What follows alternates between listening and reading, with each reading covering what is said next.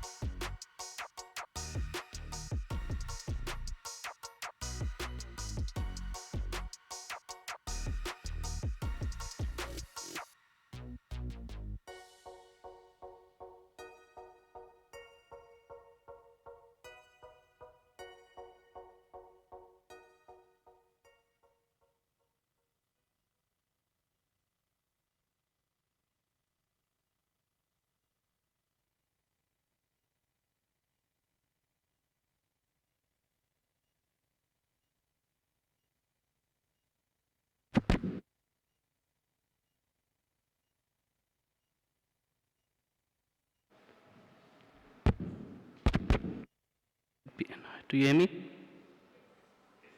Okay, can we start?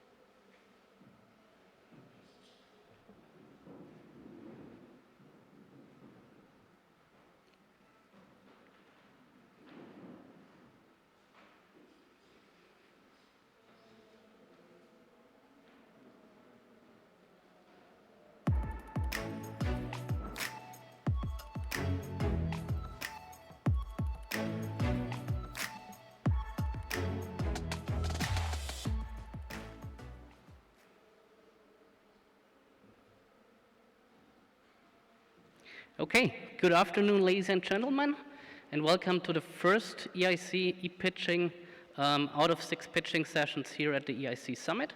My name is Jan Bandler. I will be the moderator of this pitching session, and it's great to have you here on site, but also online via Zoom. It's great that you join us all for this pitching sessions.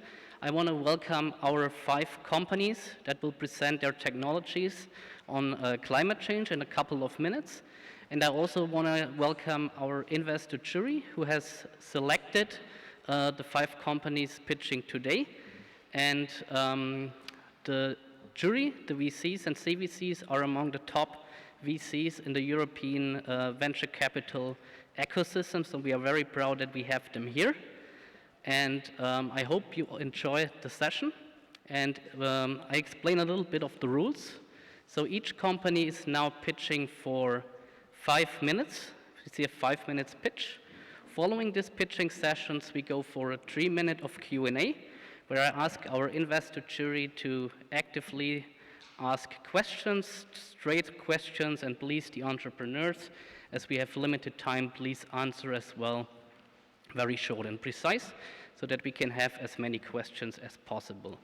For the online participants, I ask everybody to rename yourself in Zoom to your name and company name so that we can see who is addressing a company. If you have a question online, please use the raise hand function in Zoom, and then they will let me know that you have a question, and I will give the floor to you. Also here for our on-site participants, if you have a question, just raise your hand and I will give the floor to you. I'm very happy to announce that we also have additional meeting opportunities for companies and investors. As a lot of you are attending online today, we will have a full day of one-to-one meeting sessions next week on Monday via Zoom. So if you see a company today you want to meet, please let us know. My colleague Marcia is sharing a meeting form in the Zoom chat after each pitch, where you can select the companies and a time slot you want to meet, and then we will set up a meeting for everybody. We also have participants that are visiting us via the broadcast. You unfortunately cannot click on that form, but you can send me an email on the email address we are going to show you at the end of the session. And with that said, I now want to give the floor to our first company, which is EcoHelix AB from Sweden. And I invite Petri for the first pitch of the day. Thank you. Thank you very much. Very exciting to be the first one here today to present. Yes, my name is Petri Oinonen. I'm the CEO and founder of EcoHelix. Let's see that the technology works first.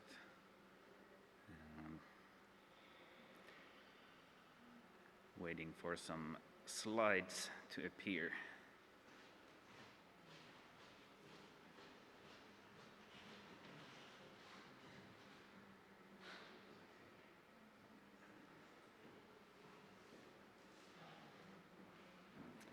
Seems that we have some technical problems here, but I'm sure they will soon figure it out.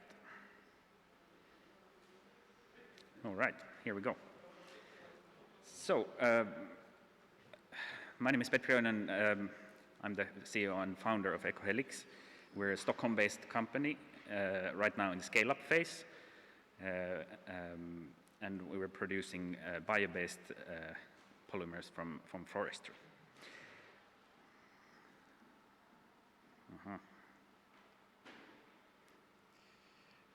I'm afraid. Okay, here we go.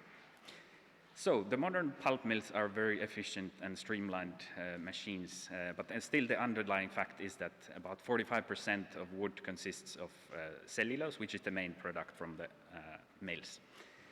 Lignin has some application areas, but together with hemicellulose, they end up in the recovery cycles or as organic emissions. And this creates bottlenecks in the production and high wastewater treatment cost.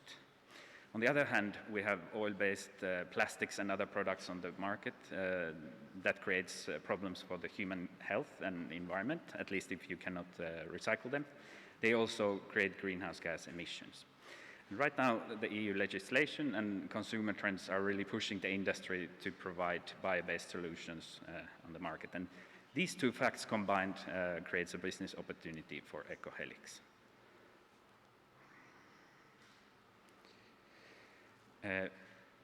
At EcoHelix, we utilize side streams from the pulping industry.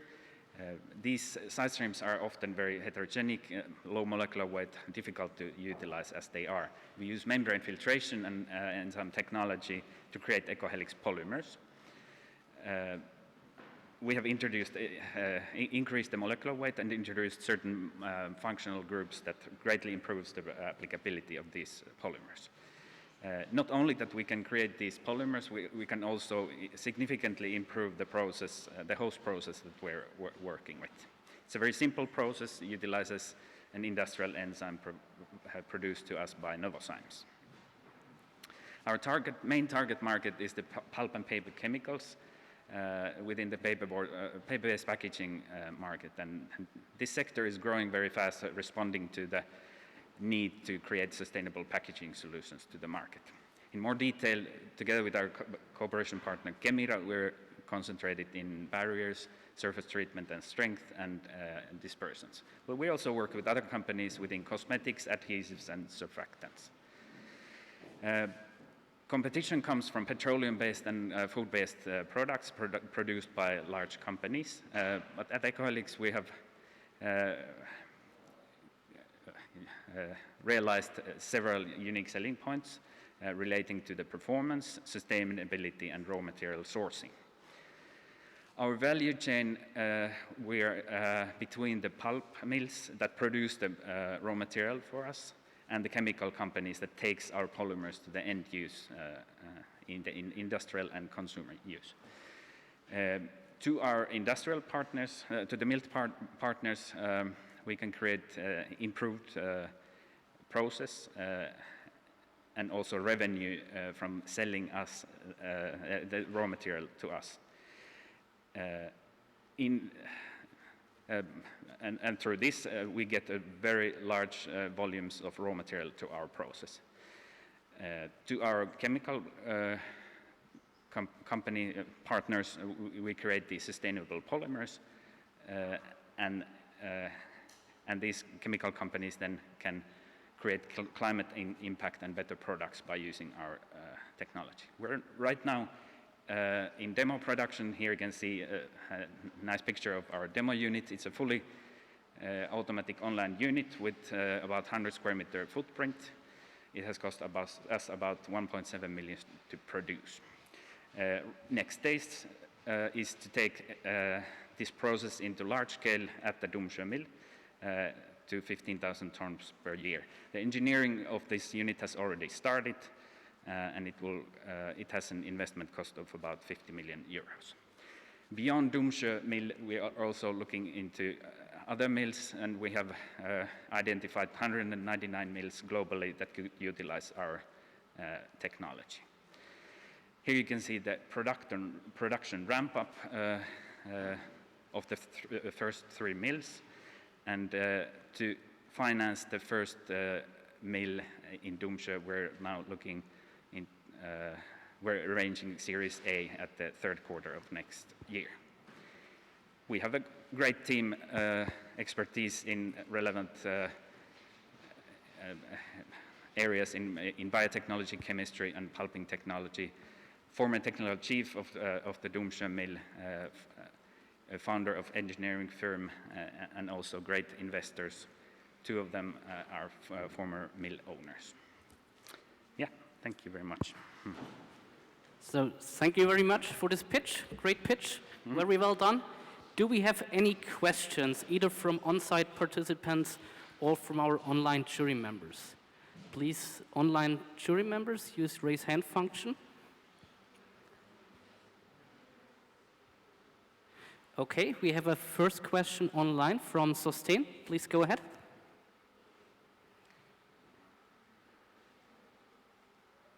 Sustain, you can share your question.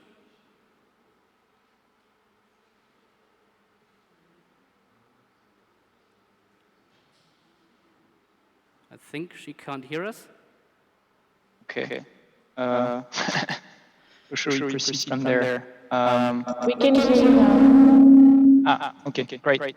Thank you very much for the presentation. The question I have is around your business model. Just wanted to clarify whether you're getting paid for using the streams coming out of the mills. And if not, if there are any competing applications for those waste streams. And then the other, I guess, pillar of your business model will be the direct sale of polymers to the chemicals company. Is that correct? Yeah, so the first question was about,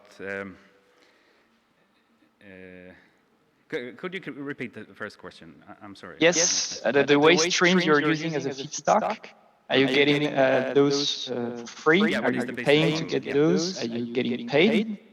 Because you're essentially removing waste for those mills? Yeah, so different mills have a little bit different kinds of setups, and it depends. Some mills have such severe bottleneck problems that in those cases we would we will basically adjust the raw material cost based on what kind of benefits and foreseen monetary value from taking these side streams we could provide the mill with. So it depends on, obviously, it's all about how you agree with the host mill, but certainly that is an aspect that we want to bring forward, that we can really improve the process and create value that way. Okay, thank you very much. We have only one more question we can allow. I saw, Ines, you had a question on site, so please. My question is, when do you plan to commercialize? When do you plan to commercialize? Yeah, so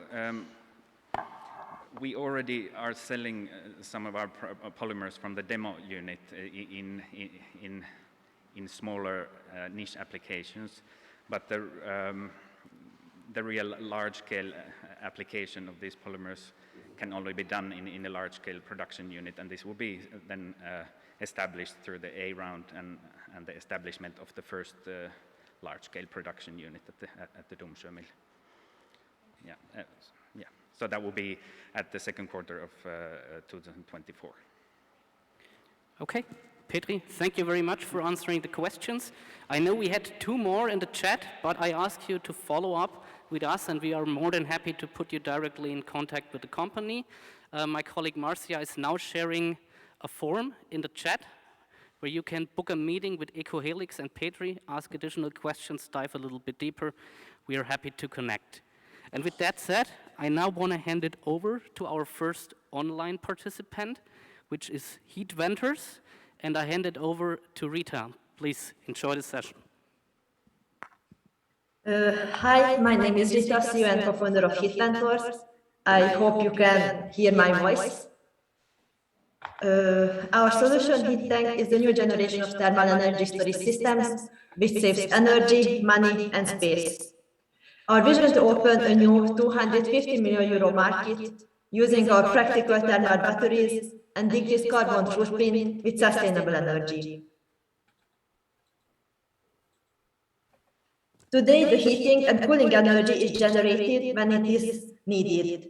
Instead of when it is the most economical and the most efficient. With our thermal battery, we change this. Traditionally, heat is stored by changing the temperature of the water. Instead of water, we use special biomaterials called phase change materials. By changing the phase, like melting and solidification, we can reduce storage volume by 90%, save at least 20 to 50% energy, with a total return on investment within 3 to 5 years. You can imagine our solution as a huge ice cube, because you know when you put ice in your drink, it cools you down really fast and it stays cold for a long time. Heat Ventil's products are patented, customizable, yet scalable, thanks to our algorithm and flexible manufacturers. We make the thermal battery easy to use, highly efficient, and affordable to break market barriers down. Compared to the water storage, heat tank is smaller in size and usable for cooling as well. Compared to the other phase change storages, heat tank is more efficient, thanks to the patented structure, and we have faster return on investment. Our product consists of 3 parts. We have a patented structure, and we manufacture it with international manufacturers. For the different phase change materials, we have many different suppliers from Europe and from Asia for the different materials, but we are always working with materials which are safe for the environment, not toxic, and not dangerous in an energy system.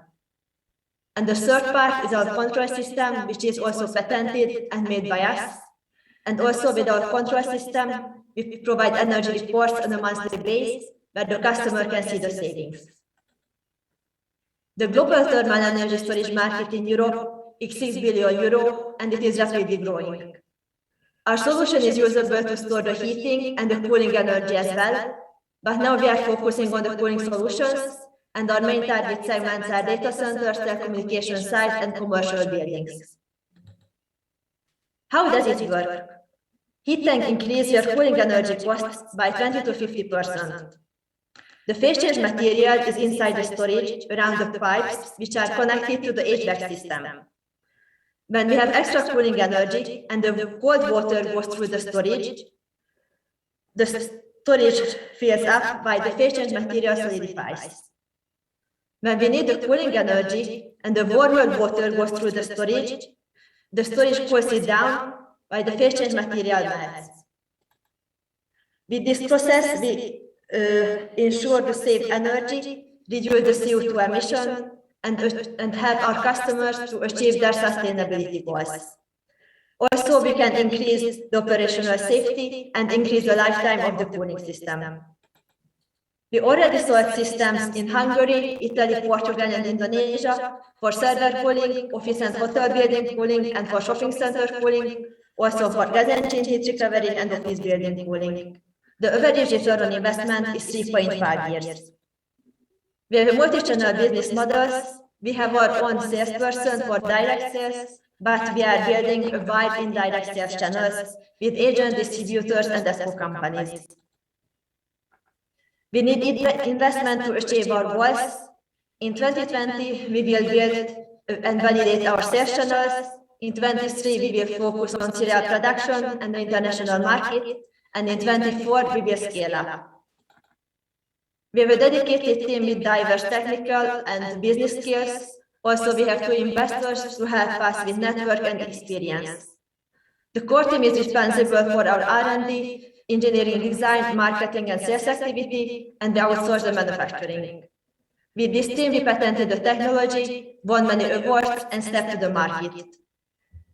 Heat tank, the cool way to store heat.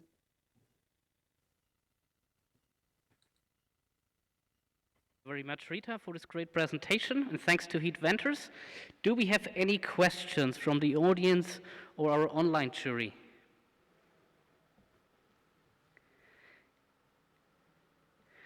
Okay, we're checking. Okay, Christian Bose from SAP. Christian, please go ahead. Just a quick one to Rita in regards of the, as I'm not a specialist in that area, I will be interested how you see the competitive market, which are your biggest competitors in here. So, in case of heating, our biggest competitor is the water storage, because it is a well-known technology, but it is not usable for cooling, and our main target segment is cooling.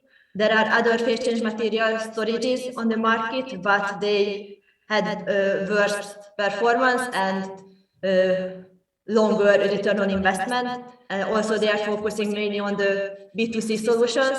So we are almost the only one on the cooling and on the B2B market, and our real competitors are the other energy saving solutions.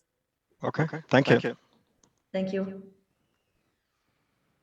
Okay, I have a question from Anouk. Anouk, please go ahead. Hi, yeah, Rita, thank you. I have a question about, it's more if you could explain some details on the business model with respect to the manufacturing of the units and who is going to be doing that for you as you scale. So we manufacture the storage and the control system here in Hungary, and we order the phase change material from other suppliers. For selling our product, we have our own sales team, but also we are building our sales channels, and we are working together with the international distributors and ESCO companies. Okay, we have another question from Munich Venture Partners. Beatrice, please go ahead. Thank you, Rita, for the great pitch. Could you give us a rough estimate of how many units you already have installed in the market? So we installed 10 products, 7 installations here in Hungary, and 1 in Italy, 1 in Portugal, and 1 in Indonesia. Thank you. Thank you. Okay, thank you very much. Unfortunately, we're running out of time for more questions, but as always, my colleague Marcia is sharing a contact form in the chat. So please, if you want to folloh up with Heat Ventures and Rita, please click on that form, select a meeting next week on Monday, and we are happy to connect you with the company. For Heat Ventures, thank you very much, Rita. All the best. We stay in contact if we receive meeting requests. And then I want to hand it over to our third company, which is on site again, which is Heyday Integrated Circuits. Bernard, it's your floor. Hello. Can I start? Okay, thank you very much. Welcome to Heyday, energy conversion made simple with power-through isolated gate drivers. My name is Bernard, and I'm responsible for growth at Heyday.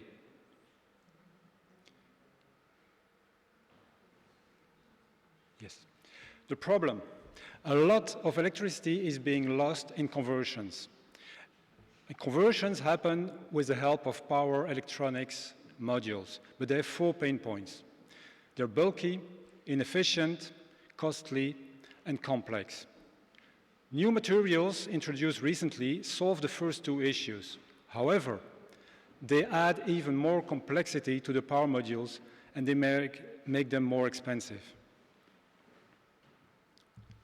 The solution is power-through gate drivers developed by Heyday. On the picture here, you can see a blue PCB board. That's a traditional board. Thanks to our gate driver, we get the green board that's below, and the gate driver is this little component that I'm holding in my hand. And thanks to this, the board shrinks in size by 2. And in a subsystem, we have multiple boards, and the impact is thus huge. For example, for an on-board charger of an electric vehicle, we reduce the volume from 28 liter to 12 liter. So other benefits besides volume and number of components, its system cost is decreasing as well, and the energy losses in conversion are decreased as well. Those benefits have been validated already by an European automotive OEM. So the market that we address is the isolated gate driver and power supply market. It's worth 3 billion. However, it's of strategic importance for the 30 times bigger power market. Why?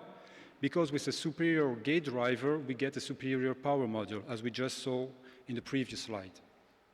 Our ambition is to get 10% of the serviceable obtainable market within 5 years.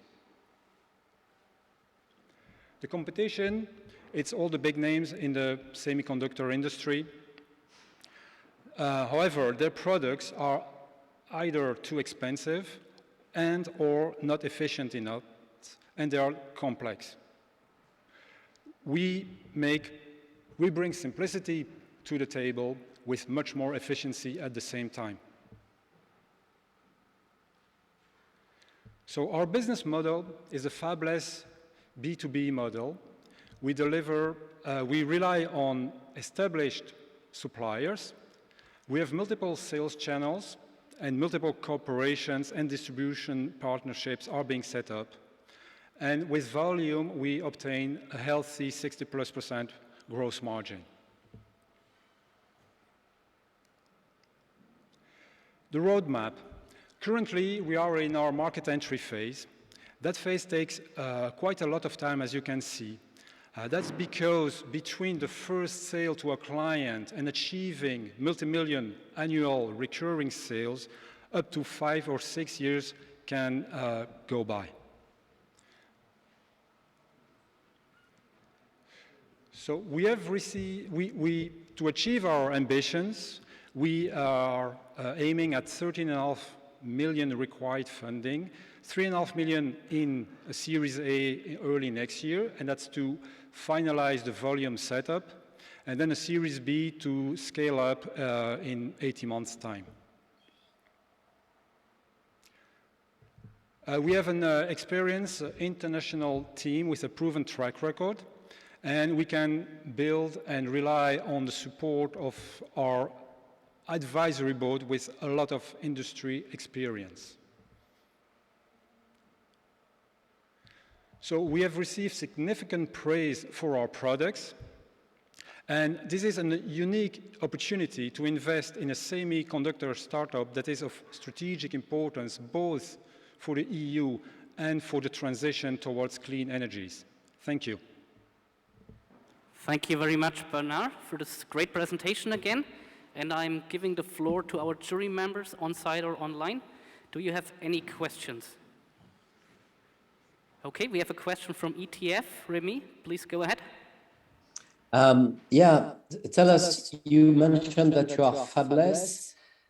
So who is going to be your foundry? Is today's semiconductor shortage creating a challenge for you? It has been a challenge, but not a big one. We were out of stock for a while last summer because of the shortages, but we have now secured enough supply for the coming years, and we have supply agreements with them, and they can easily accommodate our growth. And but you keep the name of the foundry confidential? The foundry we're using at the moment is X-Fab. They have multiple factories where they can make our chips, and for the moment it's the factory in Malaysia that made the last batch, and we can switch over to a new foundry, another foundry near Paris if we want. Thanks. You're welcome. Okay, then we have another question from M Ventures. Sarah, please go ahead. Yeah, and I'm just curious, I mean, what do you see as sort of the main hurdle to adoption from a customer standpoint? Sorry, I didn't understand the question. What do you see from the customer standpoint as their major hurdle to adopting your technology? Why they would adopt our technology? Is that the question? Or why would they hesitate? What would be your major hurdle to overcome in persuading them? Oh, the major hurdle is actually their willingness to innovate. As we see that especially with automotive clients, where they have to change, but the willingness to innovate is lower. However, at the moment we are working with them, we are in their prototypes for the next generation onboard chargers, and we see the change coming where the adoption of new technologies is seen as not too risky, but it's a slow process. Okay, thanks. Okay, do we have more questions? There's one. I was thinking, why is it a problem for companies? Because basically they're switching from a product that they already have to yours, which brings a lot of efficiency. Like, what is the risk, first? And second, I was curious about what's your traction now? So I'll start with the first question. So they perceive the risk not necessarily in us, but we help to make better power modules that go with the new materials I mentioned, and that's those new materials that are a little bit afraid for the moment. For more details, for example, Tesla and other companies are using silicon carbide in the automotive industry, but not yet GaN, gallium nitride, and we are helping GaN to move forward. And that's where the reluctance is. It's in the GaN material, not in our innovation per se, for the moment. And I didn't catch your second question. The traction, well, we have clients in 15 countries. We have sold thousands of gate drivers, and we have received quotes, requests for more than 100 million units. So I believe the traction is starting to be interesting. Okay, thank you very much. Time is over. Very well done, Bernard. Thanks for the presentation. Thank you. And as always, if you want to meet Bernard and Heyday, please go to the Zoom chat, click on the form, and we are happy to put you in contact with the company to schedule additional meetings. And now we have our fourth company from Germany. It's Ineratech. I see they are already ready. So Tim, your turn. Please go ahead. Yeah, thank you very much. I hope you can hear me. My name is Tim Böltgen. I'm one of the founders and managing directors of Ineratech. We are based in Karlsruhe. We are founded in 2016, and we have a headcount of over 60 people already. So why do I tell you about innovative chemical reactor technologies today? This is actually because we have a problem that everyone knows. It's called global warming, and it's actually caused by burning fossil fuels. While we have a solution which is there for individual mobility, that is called electromobility, we urgently need solutions for aviation, for shipping industry, and also for the chemical industry. And our solution is a very modular chemical reactor technology, very modular chemical plants that can convert the greenhouse gas CO2 and renewable hydrogen directly into renewable fuels, such as clean diesel, green kerosene, CO2 neutral kerosene, and also shipping fuels. And our USP is actually that our technology is very compact and modular, and we bring the chemical reactor technology to the place where either renewable energy is generated or where the CO2 is produced. And this we do actually with the very most compact reactor technology you can find in the world. It's developed in the past 20-25 years at the Karlsruhe Institute of Technology. It is microstructured in its core, and it can be multiplied actually by modularization. And this is also how we scale up our business model. It is called numbering up. So we can multiply the number of our reaction foils, of our microstructured reaction foils. We can multiply the number of reactors per module, and then we can actually multiply the number of modules. And by that, we have already achieved to be in the industrial scale. We have built up a plant with a capacity of 350 tons per year, and we are currently in the final stages for the development of a plant with a capacity of 350 tons per year, which can then be also further multiplied. So how do we earn money? Actually, we have two business models. The one business model is that we have a plant sale model. This we have since 2016. We have already built and sold 14 of these very compact modular plants to customers. And since 2020, we have a so-called build, own, operate business model, where we actually develop our own projects, and we do not sell the chemical plants, but we sell the fuels coming out of the plants directly to the end customers. So I talked already about the industrial scale plant.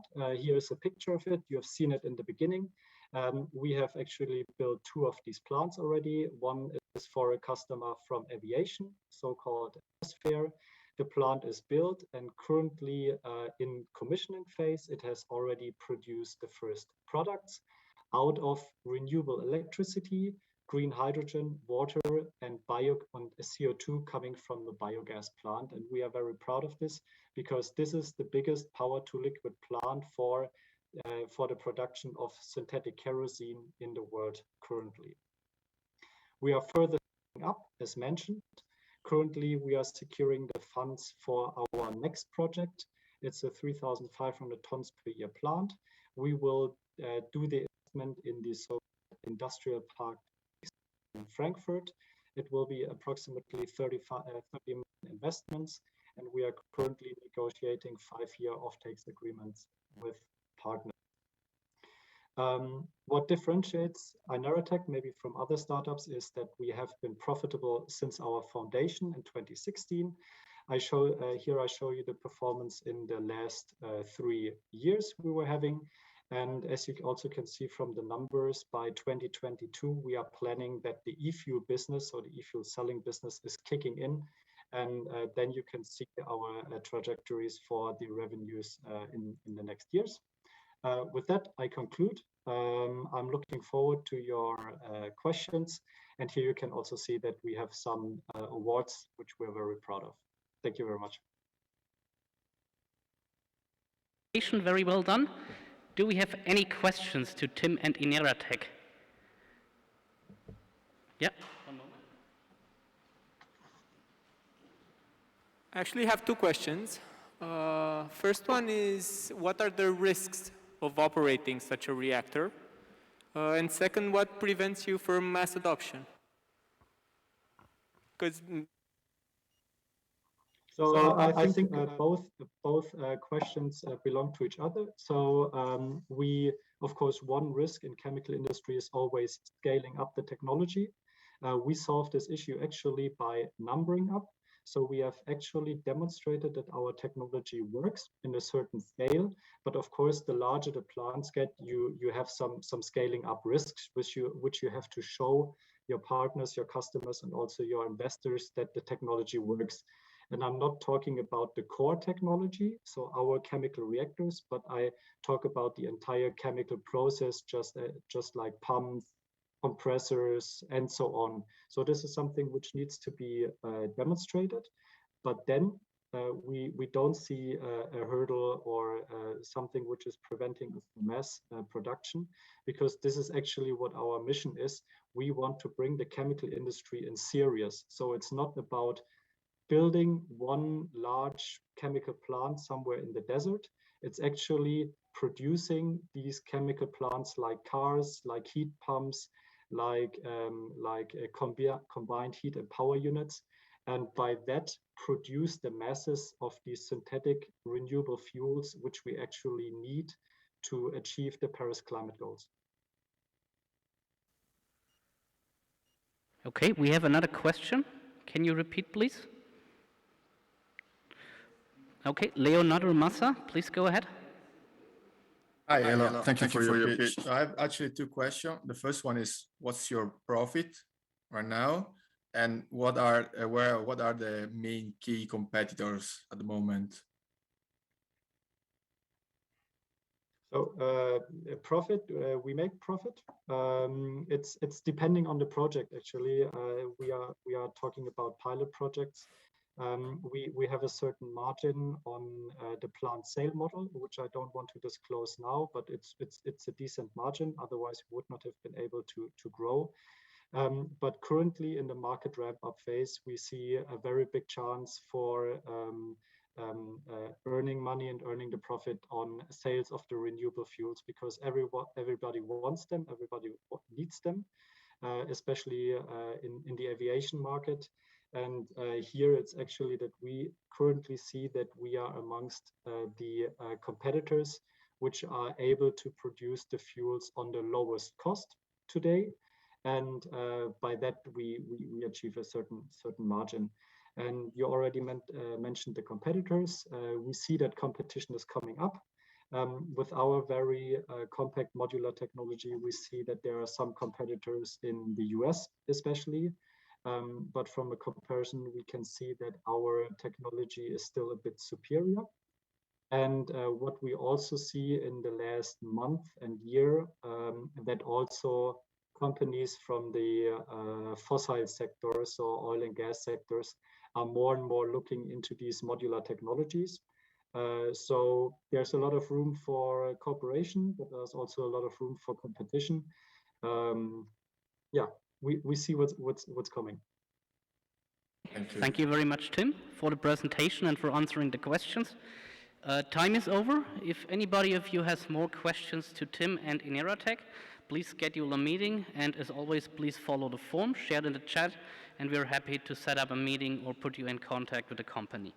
And then we move forward to our fifth and last company of the session, which is Nanom EHF from Iceland, and I think the presenter will be Arman. Arman, please go ahead.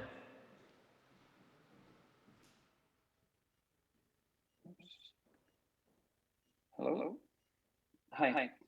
My name is Arman Kojic, founder and CEO of Nanom. Sorry, trying to change the slide here.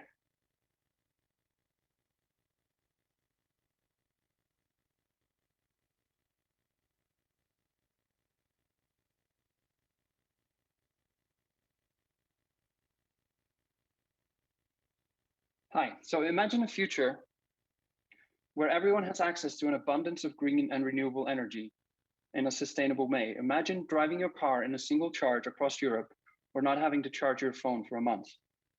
Nanom is building that future using unique breakthrough materials and a patented nanotechnology that changes the way energy is stored and used. And this means higher performance material that have less of an environmental impact.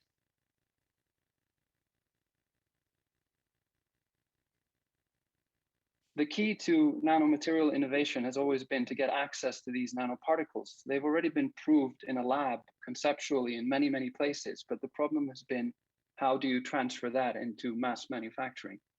What makes us unique is that we bring the nanotechnology out of the lab into the product, and in the process make the energy storage smarter, greener, more efficient, and longer lasting. We do this through engineering particles in a scalable and cost-effective way.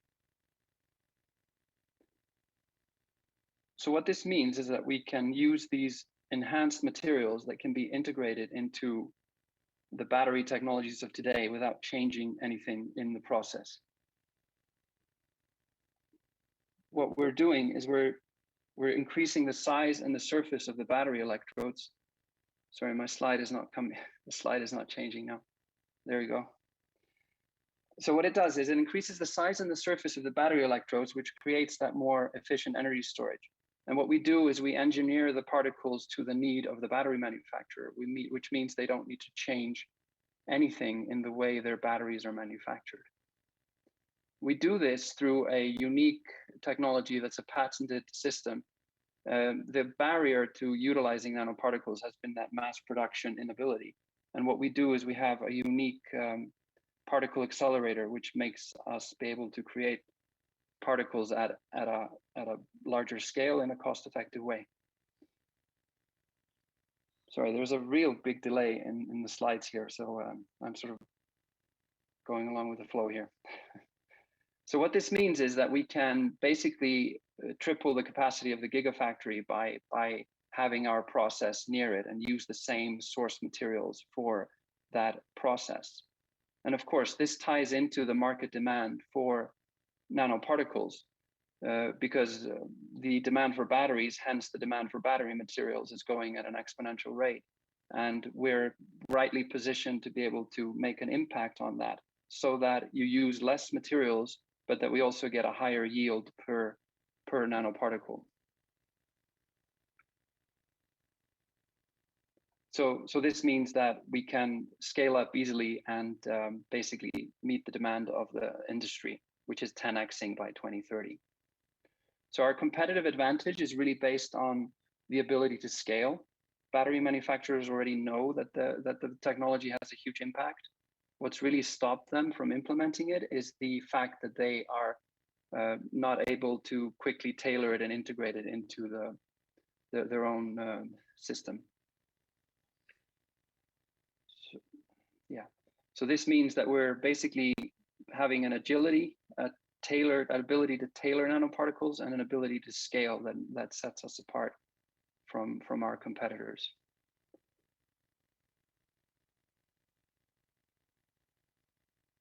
This means that we can basically go out, and what we do is we start with partnership pilots, which we already have a lot of those pilots with tier 1 car parts manufacturers and large conglomerates. What these pilots do is they generate revenue throughout and then become commercial agreements on the other side. And what we do is that through that validation phase, we're basically showing our partners that we can give them a competitive advantage. We're showing that the performance improves through benchmarking and the ability to create these unique materials that are not available in the marketplace unless you have access to this ability to tailor. And this results in revenue and contracts. So we're a unique team of entrepreneurs, visionaries, and scientists with experience from anything from NASDAQ companies to energy companies to nanotechnology. And we're the right set of individuals to create this future vision. And so to summarize, if you imagine how we affect the batteries of today, 10xing the performance of current batteries, making them last longer and cost less. But the real game changer is the future, where you can build new products, new ways of storing energy where the battery doesn't even exist, but the battery materials are integrated into the product, decentralizing energy and putting energy inside.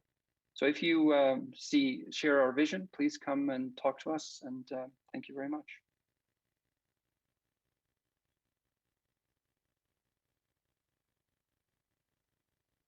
Any questions to Arman and Nanom?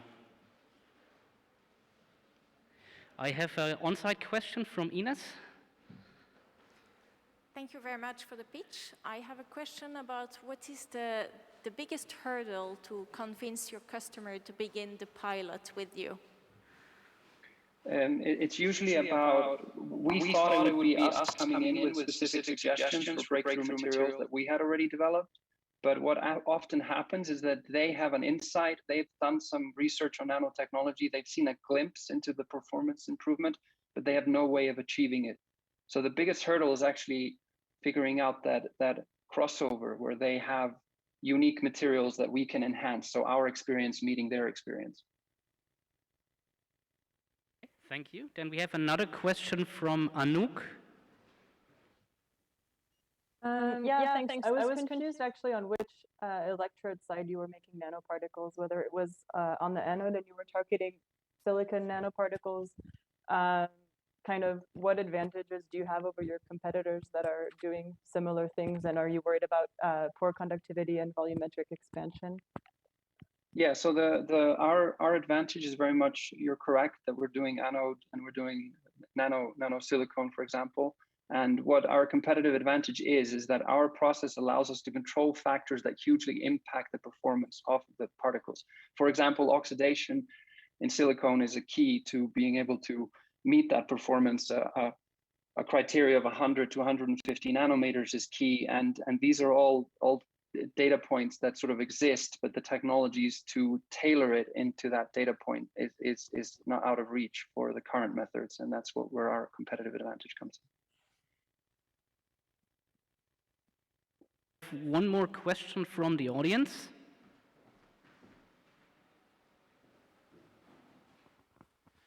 Yes, thank you very much for the very interesting presentation. I saw on your first slide that you're also looking in using graphite particles. Now, when I change the surface of a graphite particle, I think it must have quite a change in aging behavior of a battery.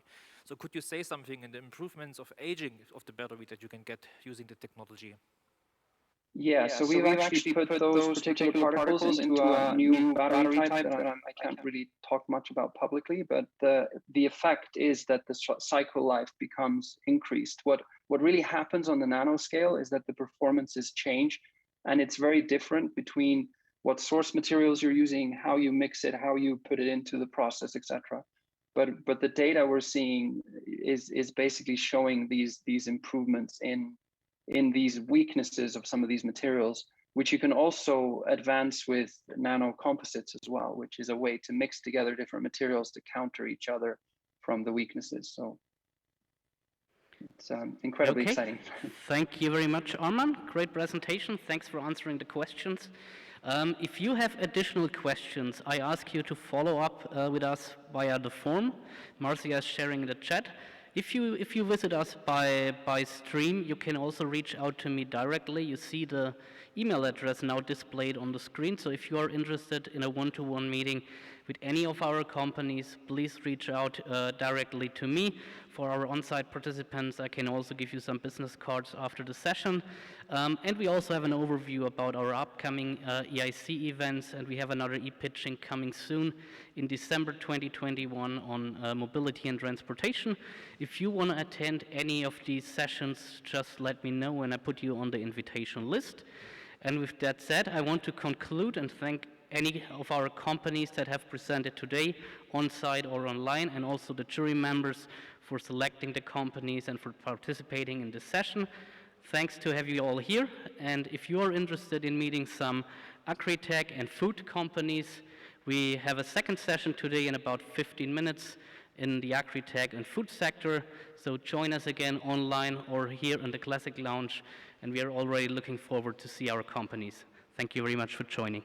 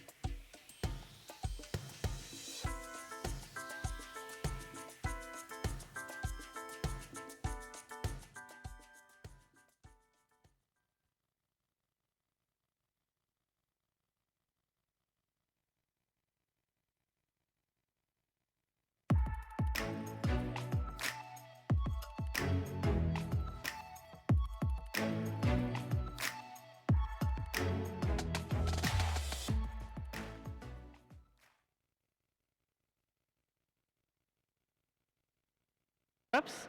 And I'm very happy that we have another 5 companies that are presenting today. So welcome. We also have 1 company on site. And also a welcome goes out to our jury members who have pre-selected the companies. I'm very happy that you join us online. So we have a great set of jury members. We have great companies here.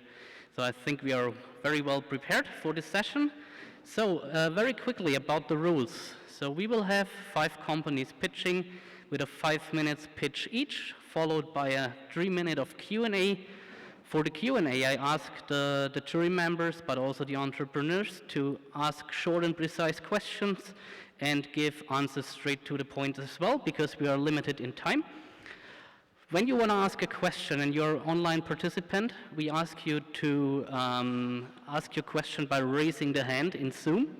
So for our jury members, for our on-site participants, just raise your hand here so that I can see it, and then you can ask your question. For our jury members again, who are taking place online in Zoom, please rename yourself to your name and company so that we can see who is asking a question.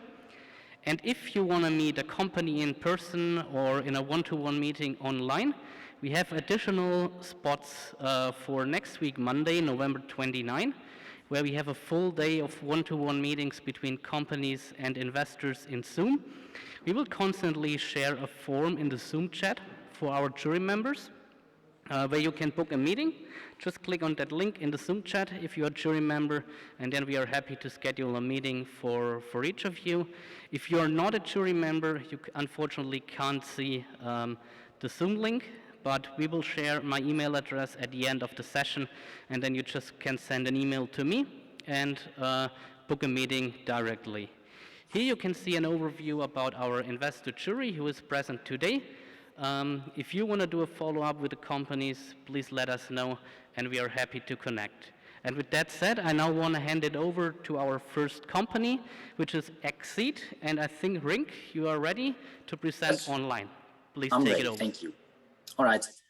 Good afternoon, everybody. My name is Rink Landstra, one of the 4 co-founders of Exceed.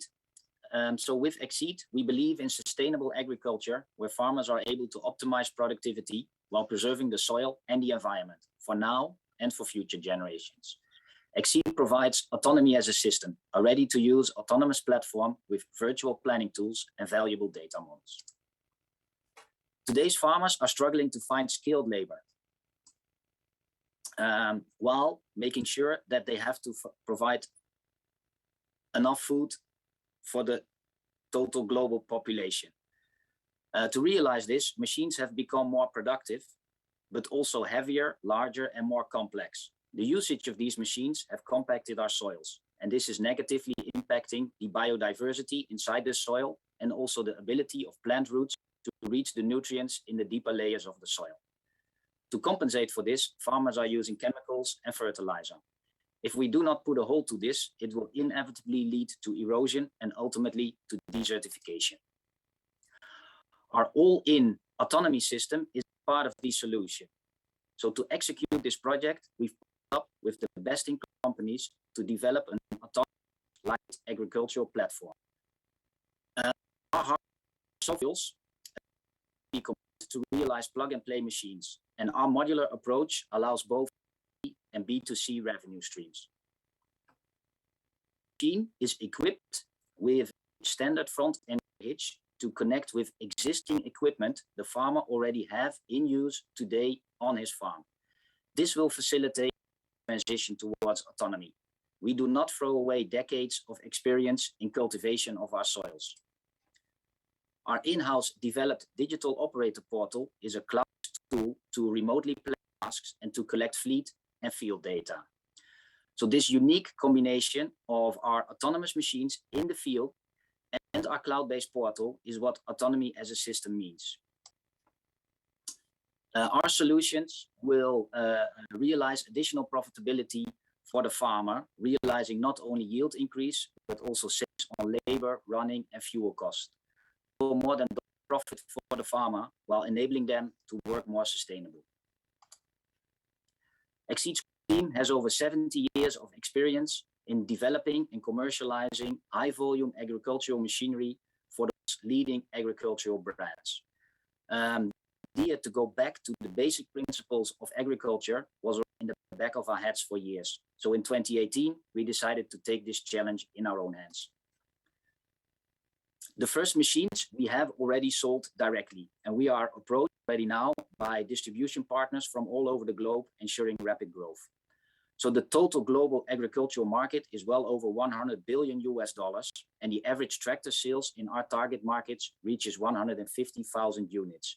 We believe that approximately 30% of this volume is up for replacement by autonomous machinery. Within 3 years, we expect to be able to undercut the pricing of conventional equivalent tractors while providing us with a healthy 40% margin. Our initial focus will be on arable and orchard applications due to the repetitive nature of the tasks involved. And the wealth of data that is collected by our machines offers endless opportunities to be monetized within the food supply chain. We want to break with the traditional distribution chain. So our portal ensures direct communication lines with the customers, supported by regional partners who know the local farmers, soil, and conditions. Exceed has been able to secure several loans, grants, and investments, enabling us to set the foundation for this project. So what we're looking for is strategic partners for our coming Series A round by mid of next year to accelerate our growth and to expand our data and service-driven revenue streams. So as a picture says more than 1,000 words, this one needs some at least. What you see here is which was underwater 2 weeks before this picture was taken. So the small stream you see on the right is up in the River Maas. However, the farmer to put his sugar beet seeds in because more time in the soil, higher yields. With his conventional tractor, he could go on the field. It was still too wet. So he saw our machine on the neighboring field and he asked us if we could have a go. It was no problem at all for our machine. Secondly, he asked us if we could open up the soil diagonally. So with conventional equipment, he can only do it left to right or top to bottom. Selected one of the diagonal edges as a reference for the path planning, and it was no problem at all also here to generate this path. And as a bonus, we selected the shortest route on the field.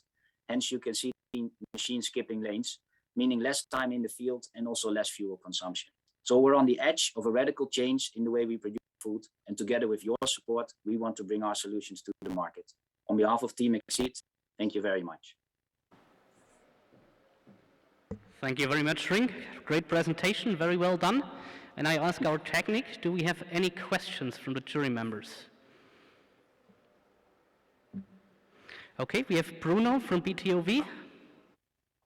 Yes, Ring, what are the adoption hurdles for your equipment? What could prevent the farmer to buy it and to implement it? We're selling at this moment. So for next year, we will have our first deliveries. We want to do 10 machines of the track versions and 10 machines of the orchard versions. What we cannot do is drive autonomously to the field. So this is one of the conditions, for example. We will leave that to automotive. So you have to put the machine within the field boundaries, but there it can work. It sees obstacles.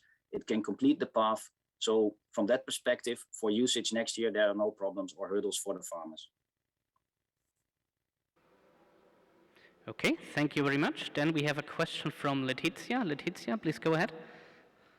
Yeah, thank you. I would have a question regarding the technologies that you are potentially planning to embark on your machine. Are you planning to go one step further and, for example, having some sensors able to monitor the crop's growth and then adjust the input treatments, for example? Yeah. Excellent question.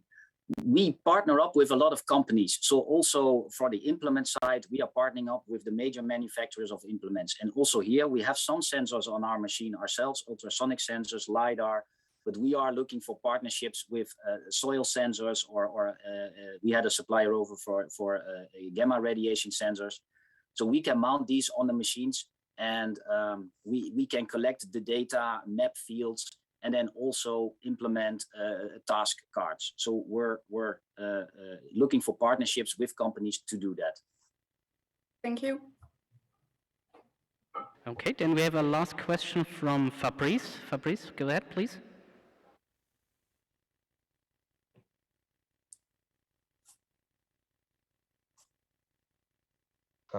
Just got it. Hi, good afternoon.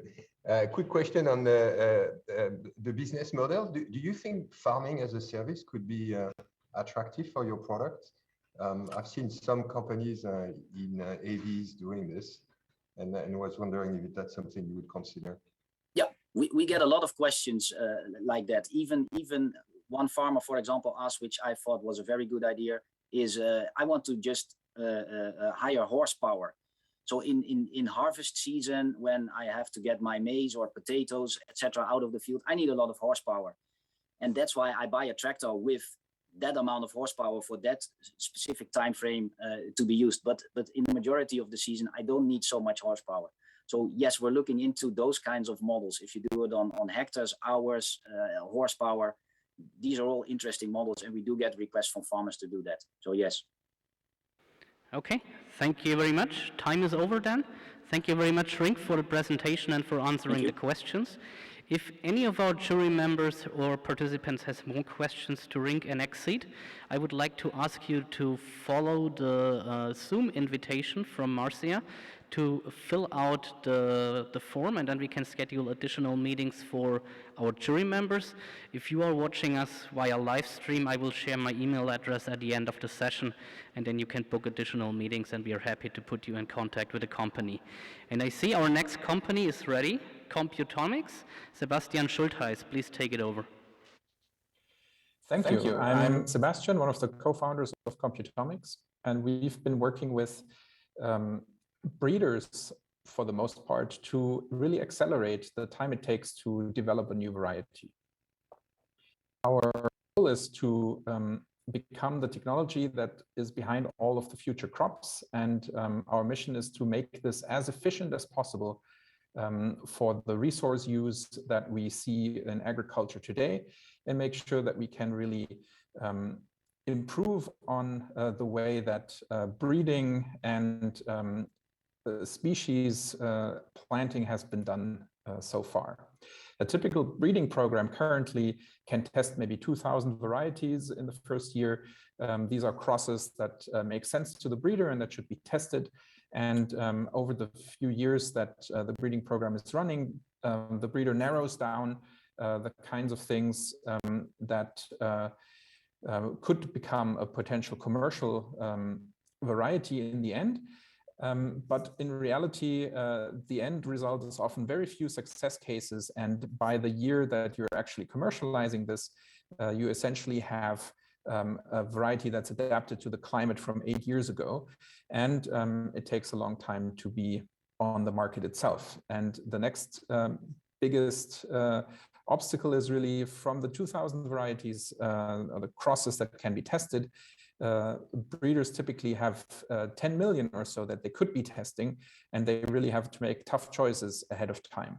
So what if we could tap into these potential 10 million crosses to see which of those really would perform the best? And that's what our system is doing. We're able to provide breeders with the information of which of these crosses really make sense to test based on the testing population. And one of our customers told us that really this led to 10 times more commercial candidates, and it led to a commercial launch that was 3 years faster than normal.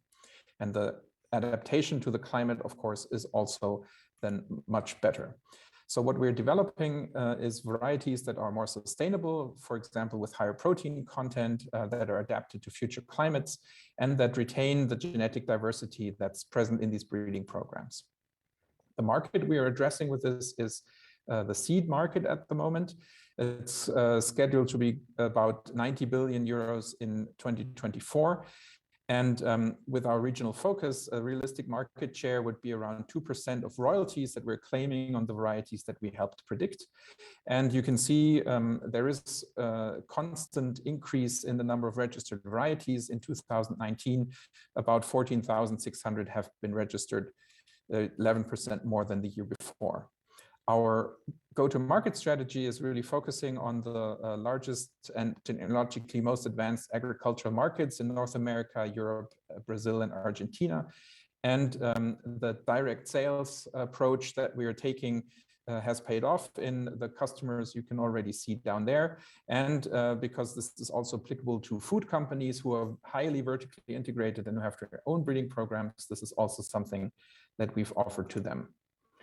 The revenue streams that we're aiming for really are royalty deals, and those can be secured many years in advance, because when we start with the breeding program, it will take a few years, even with our acceleration, until it's commercial and until the revenues start coming in. So even though this is quite backloaded into the future, most of these revenues are really secured much earlier in the timeline. Of course, we do have some competition. Just to highlight the key differentiator is that we are able to use our machine learning based predictions independently of any technology, and we have a much higher accuracy than any of the statistical methods. We have a 6 years head start, and we have in-field validations of our technology, and we only provide results to customers, never our source code. So this is how we protect our IP. We have a dedicated team that is enabling our customers to use this technology. And we have about 43 customers that have already signed up to these recurring software as a service deals or to a revenue royalty deal. Our ask, as the previous speaker put it, is we're putting together a Series B now that we've completed Series A this year.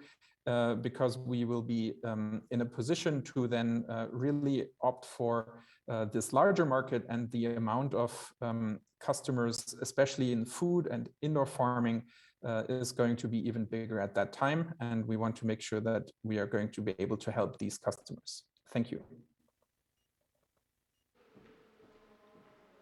Thank you very much, Sebastian. Great presentation again. I'm asking our jury, do we have any questions to Sebastian and Computomics? Okay, Bruno, BTOV, please go ahead. Yes, Sebastian, can you tell us a bit more about the technology? Where is your innovation in the technology? Can any competitor do the same machine learning or not? No, we have developed our proprietary methods, and those go back to really integrating the data sets that come out of biology. As we have really looked at all different competitors, even internal departments of the different existing companies that are either customers or potential customers, no one has a technology like this. And with our 6 years head start and specific machine learning expertise, this unique combination of know-how is a very good protection. Question, Anouk. Anouk, please go ahead. Yeah, beyond protein content, what kind of traits or crops are you aiming for? We are working mostly with field crops at the moment.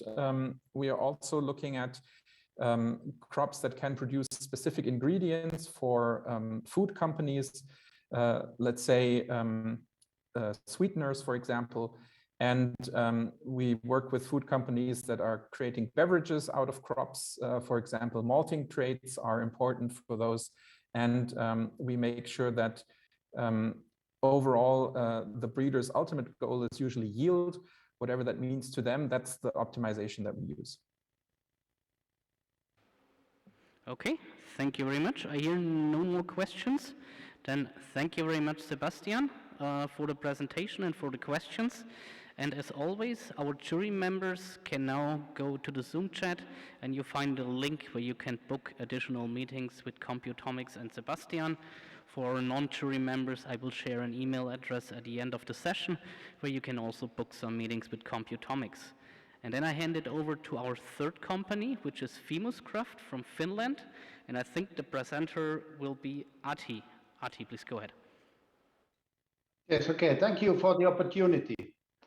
Hello, I'm Ahti, CEO of company Fimuskraft.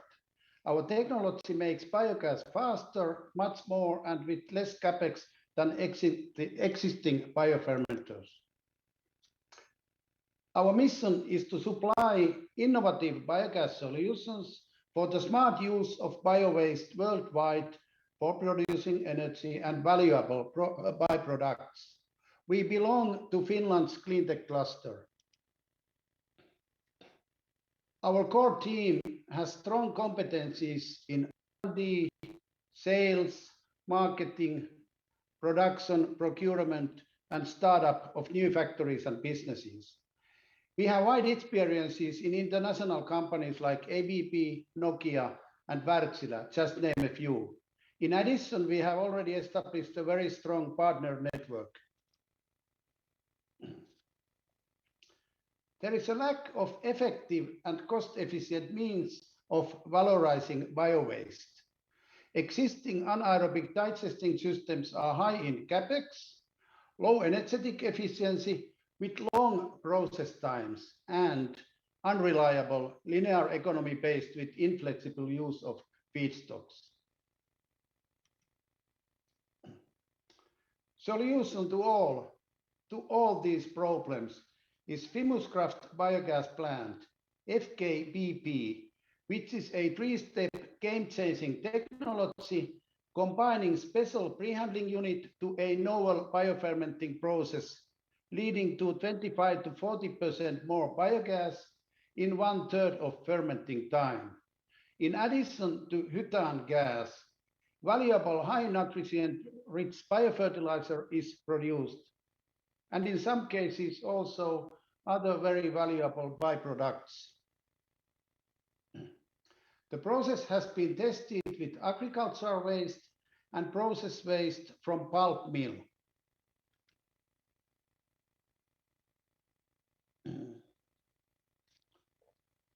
First patents, they are already there in the pipeline and granted. In nutshell, customer gets more bioenergy faster and with lower investment costs. Also very efficient biofertilizer, all this with reduced carbon footprint. The system is fully automated, sensor and computer controlled modular outfit. Modular design with high degree of factory manufacturing makes installation and startup at customer site fast and easy to scale up.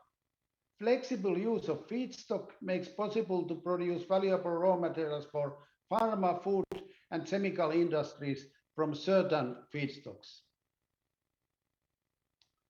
FKBP is a technology to produce biogas with energetic efficiency, which is close to fossil natural gas at lower cost than traditional methods. Flexible use of feedstocks, modular design, and possibility to upgrade existing traditional plants are giving us strong edge. All this gained with lower investment, faster payback, and reduced carbon footprint. Global biogas market is around 50 billion euros, and global anaerobic digestion market is about 12 billion, which Europe is about 1/3.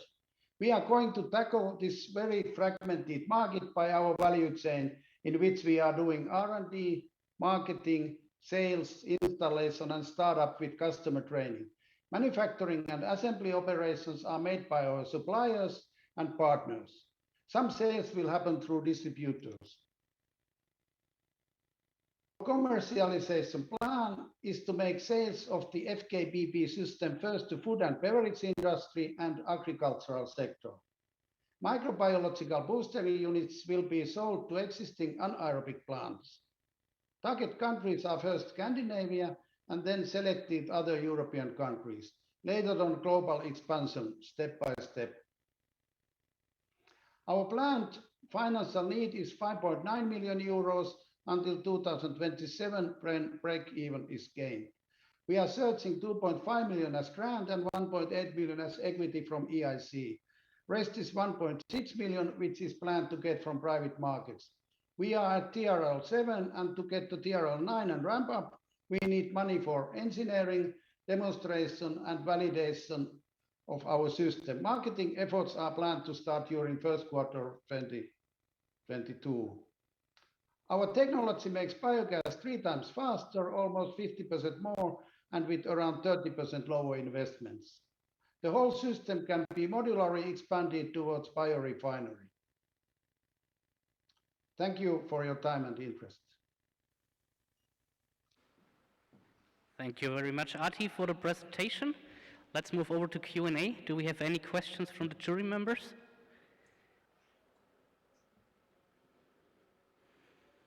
Okay, we're waiting for it. Okay, Bruno has a question. Bruno, please go ahead. What is really revolutionary in your process? It was not so transparent. And second question, which scale did you test it? Is it already tested at scale 1?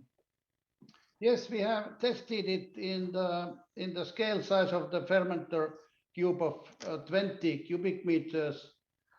And what is the revolutionary is that if the normal systems or the existing biogas plants, their methane content is from 50 up to 65%.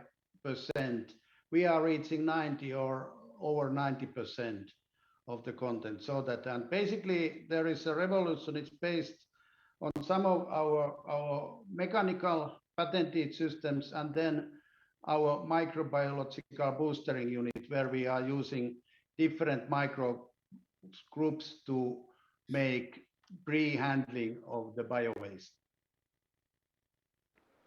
Okay, do we have more questions? Okay, Fabrice from ETF. Yeah, maybe a quick one around your booster unit. It sounds like an interesting go-to-market, maybe to start with this and focusing on the existing AD infrastructure.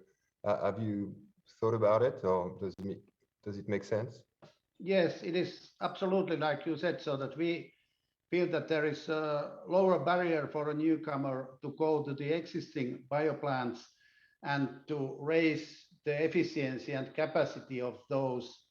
So, and then also when we can booster the efficiency of the existing players' devices, then we get very quickly the new name, and it's easier for us to sell our total systems. In the total systems, we are also more going towards the vertical integration of the make valuable raw material for this named pharma and food industry, and also some chemicals. Thank you very much, Fabrice, for the question. We're running out of time, Arti. Thank you very much for the presentation. If any of our jury members has follow-up questions to Arti and FimusCraft, please book a meeting either via Zoom chat for our jury members or by sending an email to me. We will share the email address at the end of the session. And then I want to hand it over to our fourth company, which is Mysteria Colorum, and I ask Ivica to take over.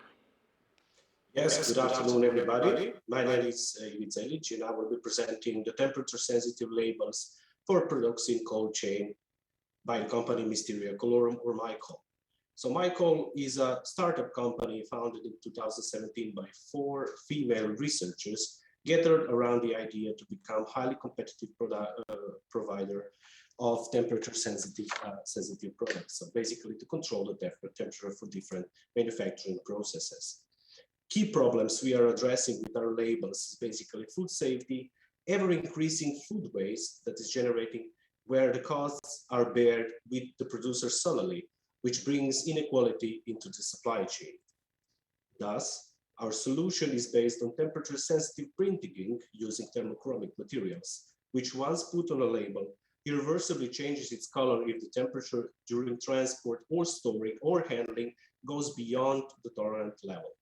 It basically means that once activated, if the product is exposed at the temperatures above or under the tolerance level, label become permanently colored and the product can be considered as unsafe. As such, we are adding value to all actors in the supply value chain, sharing this responsibility equally among them, and the potential costs that are associated to food waste basically can be traceable and addressed to the responsible actor within that chain. Our first market, let's say, that's global cold supply chain market, and our first target that within 3 years we reach the service obtainable market, which is 2 million in 3 years, targeting solely food market. Advantage of this kind of product is that basically can be applicable to any other industry which have manufacturing process or products that are sensitive to temperature. And Thus, we believe that this target can be achieved even earlier and go well beyond. Compared to the competition, I can provide the three key advantages that our labels have, which is flexibility in size, in shape, and design. Very long shelf life of both activated and non-activated product, and of course the price, taking into account that even with these prices, the profit margin for a company is still financially viable. Our primary business model relates to the direct sales of these labels, and according to our calculations, it can bring up to 3.7 million euros until 2025. We also have developed two other different business models. One of them is selling directly the ink, which requires strategic partnership with a packaging or paper industry. And of course, the customization, putting us in the role of problem solver for companies that have manufacturing process sensitive to temperature. Our go-to-market strategy is let's say like an onion. So within the first layer in 2023, we will cover local market and market of surrounding countries. And using the feedback, we will then go the second layer, which is European single market. And in third layer, we go beyond. Our target is basically transport, logistic companies, producers, and of course, in the final line, there is a quite high social impact for the end customers. We have a highly experienced team with extensive expertise in the field. So on the upper side, these are key personnel working in the R&D department, backed up and supported by the business team below. Our CEO, Marta Clanche-Goudet, has received the World Intellectual Property of his Best Invention Award 2021 just last month, presenting these temperature-sensitive prints. We are following her in both R&D and business daily activities. According to our projection, we should reach the 3.7 million euro target in 2025, and we are aiming towards 8 million until 2029. We already have received support by EIC Accelerator, which equals to 1.1 million, and we hereby looking for an investment in Series A of 700,000 euros to close the R&D loop, to make a demonstration, and to reach the full commercialization stage. To sum up, we believe that we bring a good value. According to the Startup Insight, which was published 6 weeks ago, we have been selected among top 5 smart label solution providers in the world. With our innovation, there is a high replicability potential in other industries that are not called supply chain. You will be able to support strong experienced team with great knowledge base. Thank you very much for your attention. Thank you very much, Ivica. Great presentation. Do we have any questions from our jury to Ivica and Michael? Okay, Letizia, please go ahead. Yeah, thank you for the presentation. Are you manufacturing the ink yourself? If yes, is there any challenge to scale up the production to support your sales? Yes, we are producing ink ourselves, and for now it is not a problem in scalability, since 1 liter of such ink can help printing up to 1 million pieces, of course, depending on the size of the labels. Okay. Okay, then we have M Ventures, Sarah Lupino. Yeah, I mean, I'm curious, I guess, how did you, or why did you choose your beachhead market? And I apologize if I missed it. You know, are there other potentially other markets sort of that would be a higher margin to go after, you know, pharma or something like that? It is possible. Apologies. It is possible, but it all depends within the temperature range. For instance, if we take the vaccines, which are the most actual problem here, we can make a label for -80 degrees, but the recipe is different and the stability can be different, and it requires a lot of testing. Can be feasible, but we still are under, let's say, finalized R&D cycle, and in order to get it shorter and make it response, then we can speak about it. But yes, we are about to cover also other industries, and we are looking forward to that. Okay, we have one last question from Bruno again, BTOV. Yes, what sort of IP protection do you have? For now, we have materials shared patent with the National Institute of Chemistry, and we will go further with patenting and branding of the labels per se. Okay. Thank you very much, Ivica, for answering all those questions. If we have more follow-up questions, please schedule a meeting with us and with Michael, and we will be happy to connect you, and we can see if there's a meeting on Monday. Thank you very much for the presentation. And I then move over to our last company of today's session, and I'm very happy that he's here. Max from Terabi made his way from France to Brussels, so the stage is yours. Thank you, and thanks for the people that actually made it here. So for parity of right, I will remove the mask so at least you can hear me well. Okay, so my name is Max Ruffo. I'm the CEO of Terabi. We make 3D sensors and related solutions. We are a CERN technology partner, almost a spin-off. The clicker doesn't work.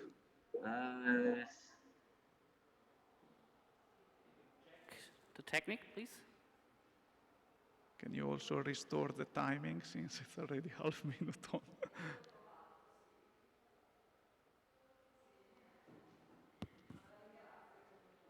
Okay, it works now.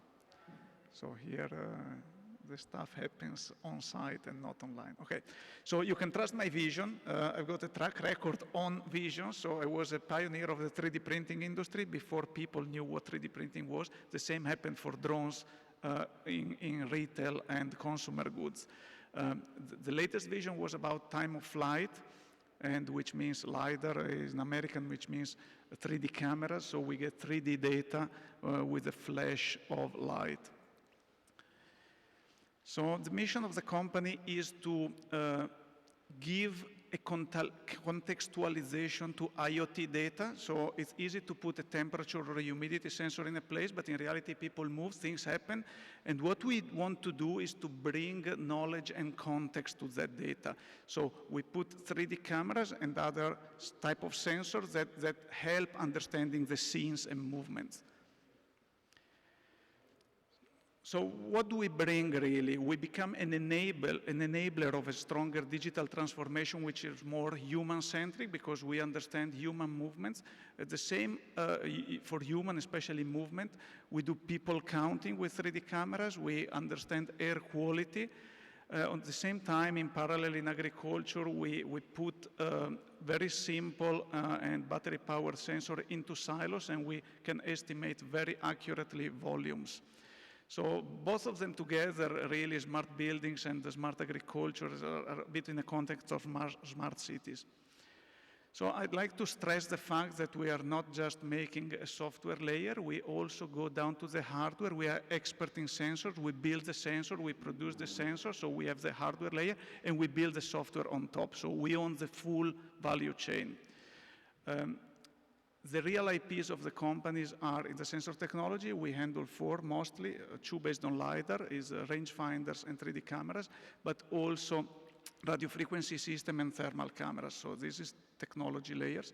We then put algorithm on top and edge computing, so all the intelligence is in the sensor at the edge. So this is the strength of the company. What we've done 3-4 years ago, we built a worldwide distribution for our sensor modules, which is still running. Now we are entering the IoT with the 2 applications that I mentioned. In the future, we want to go to industrial. So the markets are clearly huge. Each one counts billions of dollars. Interestingly, in the short term, we want to address the IoT, which is actually the biggest one. It's annual growth 10 to 15%. In the long term, we want to address the industrial, which is growth of 40%. The positioning versus competitor for the level and volume monitoring, we are the last product on the right-hand side, which are placed low cost, high performance. In fact, we are much better than ultrasound, which is competing technology, and much lower cost than radar, but with similar performance. So it's quite a nice sweet spot where we are. If we look at the competition for the people counting for smart buildings, here it's a bit different. We confront with some players that are strong in retail and some others that are stronger in smart buildings. We can really address the both. Our key points are that we are GDPR compliant by design because we don't use RGB cameras, but we use 3D cameras, so we can't see people. And we are very high accuracy without any need of calibration. So the business model, as I said before, we started from the bottom, is the blue stuff. It's sensor modules that goes on, we sell since 4 years now, always growing. But the business model moved into the real products, which have the intelligence on board and address the application, is the red part. And we started addressing also a SaaS model that goes on top because these are IoT applications. So we are moving the value chain up, really, year after year. So I'm not alone, clearly. I've got a management team of very seasoned people that all come from technology background. So the interesting is that, you know, we're not that young, unfortunately for me, but my colleagues are very strong in the field that we're coming from. So regarding projections, what is interesting is that we have an interesting track record. It's 4 years that we are growing year to year quite consistently despite COVID. We have already invested around 70 million in the company, out of which only 8 are equity. And we are now looking for 5 to 10 million for the next step, which is really a Series A.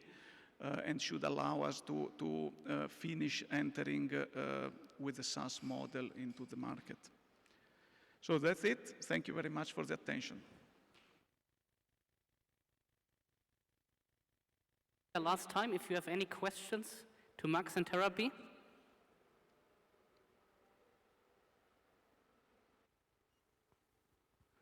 Let's give it a second. Hello? Maybe I can trigger more about the agriculture because I didn't speak much about that. So we are selling already in Taiwan, Brazil, all Europe and United States, mostly for volume monitoring of agriculture silos and animal feed silos. Okay, Fabrice has a question, ETF.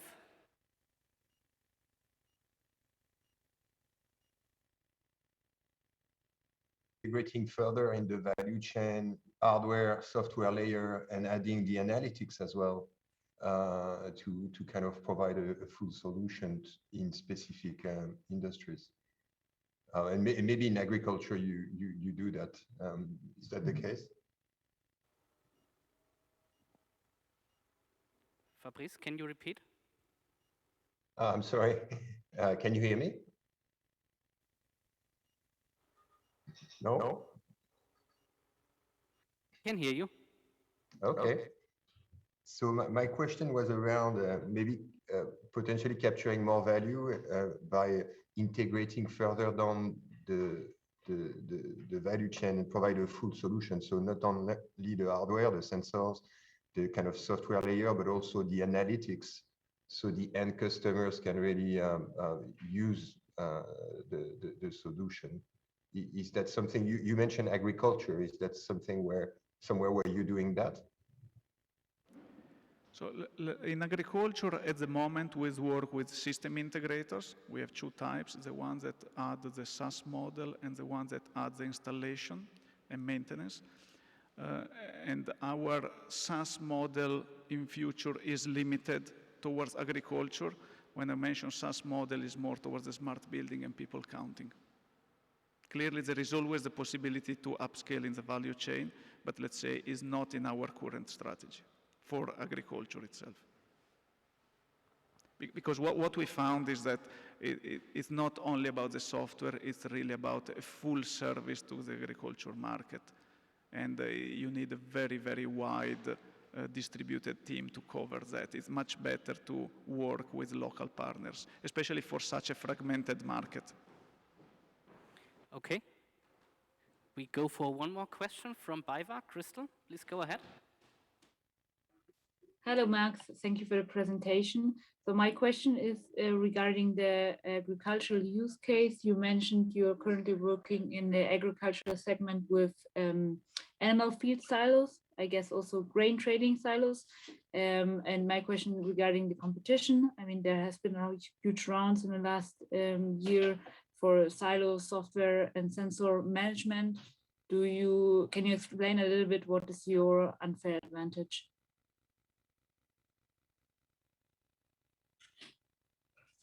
The volume in the silos.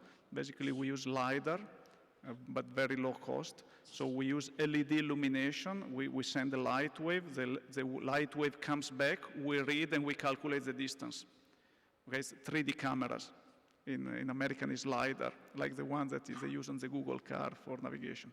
Okay, same technology, but we don't read in a point. We read over an area. So the readings are very accurate. Now, since we don't use laser, we use LED for illumination, it's extremely low cost. So we are like same cost of ultrasound, but much more powerful, much more accurate, much more longer range. So that we won already against ultrasound. The only competing technology at technical level is radar, but radar systems are very complex and very expensive. So. Okay. Very well done. If you want to meet Max and Therapy, as always, please follow as a jury member the link in our chat where you can book additional meetings and we are happy to put you in contact or set something up. If you are not a jury member, you can reach out directly to me and I'm happy to connect. You can now see our upcoming EIC events. We have another EIC e-pitching on mobility and transportation in December this year and a lot of events also beginning of next year. As I said, we have another online meeting session next week on Monday, November 29, a full day of one-to-one meetings. So if anyone is interested in meeting any of our companies, including Max and Therapy, please reach out to us, to me. You can see my email address here. I also have some business cards here, and we are happy to set something up and connect you with our companies. With that said, thank you very much, Max. Thank you, everybody, for joining. See you all together tomorrow. 11 a.m. we start with our robotics session. Have a nice evening. Enjoy the EIC Summit 2021, and then see you tomorrow. Thank you. Thank you.